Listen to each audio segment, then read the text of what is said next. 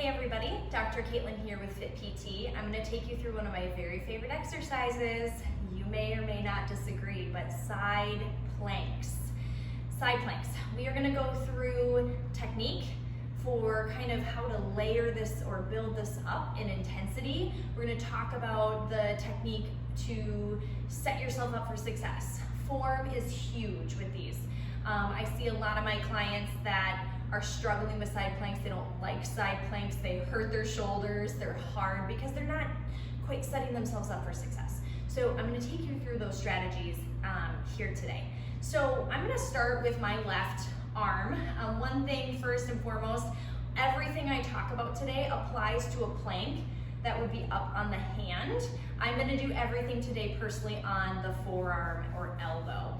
The reason being, it's not that hand full tall side planks are bad. You see a lot of these show up in like yoga and Pilates spaces, but as you can see here, it's a lot of stress and strain on my bottom wrist, and it takes a lot of effort to really set this up for success and not stress your wrist, your hand, your elbow in a negative light, or shoulder too.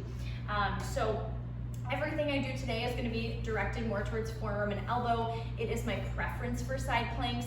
However, just know that this can certainly apply to tall planks as well. So basically what we're going to start with is a modified plank on the forearm. Again, I'm on my left side. And the number one thing I want you to think about here is getting that elbow directly underneath your shoulder, especially when you lift up, okay? Because things are going to change as soon as you lift your body up. So make sure that elbow is directly underneath your shoulder.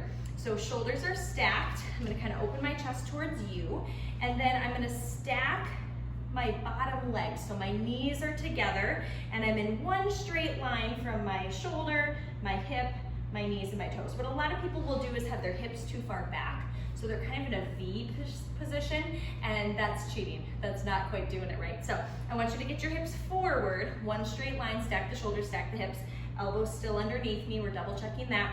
Top hand can be here, here, or here, doesn't matter. And then you're gonna lift up from there. Now when you lift, I want you to take a nice big inhale first. Exhale, hug the belly inward slightly and lift from your bottom hip region. All right, so technically in a side plank, the reason it's so hard is that your shoulder, your core complex, and your side hip are all working together. So it's a full body movement. Now from here, I'm just gonna start with a hold. Notice my bottom knee is down, but I'm still stacked. I'm not letting that knee come forward, and I'm just holding here. I'm gonna breathe in through my rib cage space. Think about breathing into your bra strap, and then exhale, continue to hug everything in. So in here, I want you to think about keeping your belly pulled inward. Be cautious not to flare your ribs or belly forward. You're gonna kind of break your plank position there. And then I'm just holding and breathing as long as I can with good form, okay? Very basic starting point for a side plank. If you find that holding that position for, let's say 30 seconds, 40 seconds is just not obtainable yet, that's okay, you could work up to it. So what I would suggest is doing some smaller bouts or repetitions. So maybe you set your little timer on your phone or your clock in front of you for 30 seconds. One strategy you could use to build up to that would be to lift up, hold for a good 5 to 10 seconds, as long as you can, breathing here, and then set yourself down. Hit the pause button on your timer.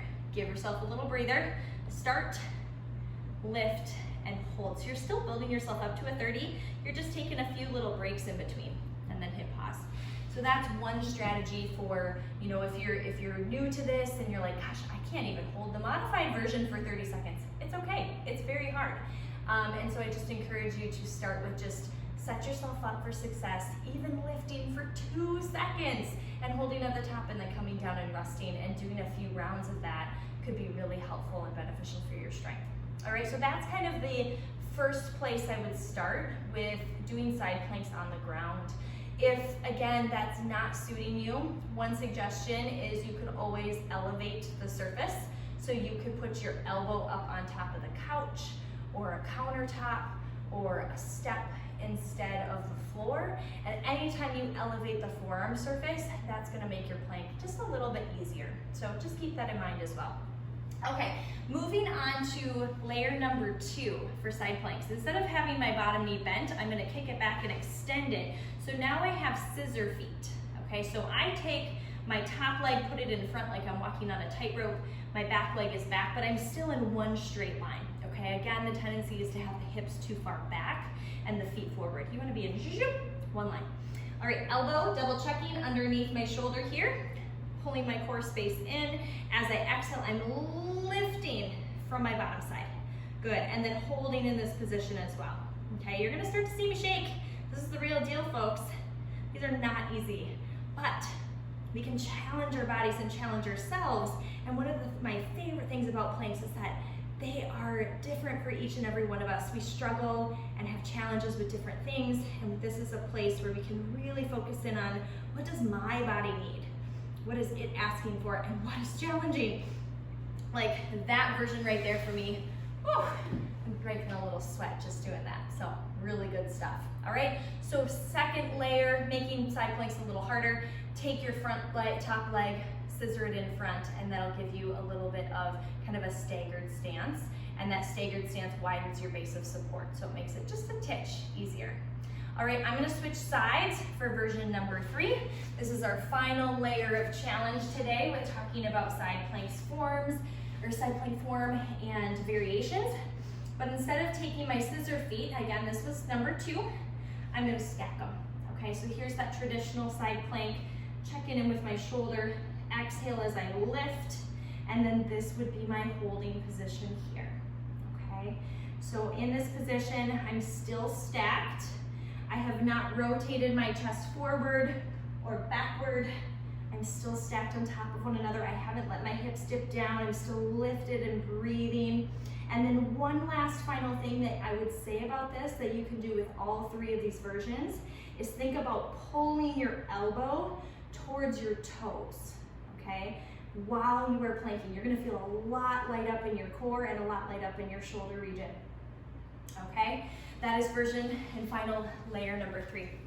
All right, this is my interpretation and how I coach side planks with my clients here in the studio at Fit PT.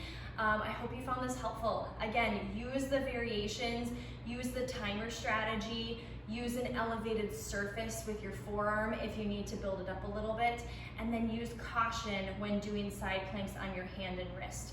Again, they are not bad. There's not many exercises that are truly bad, but use caution with them, don't overdo it, and make sure that if you are practicing a side plank on your hand and wrist, that you're setting yourself up for success and that you're safe. Thank you for joining me today here at Fit PT. If you like what you see here, be sure to subscribe. We would love to continue to serve you by sharing our knowledge and our expertise in exercise, therapy, and fitness. So have a great one, you guys. See you later.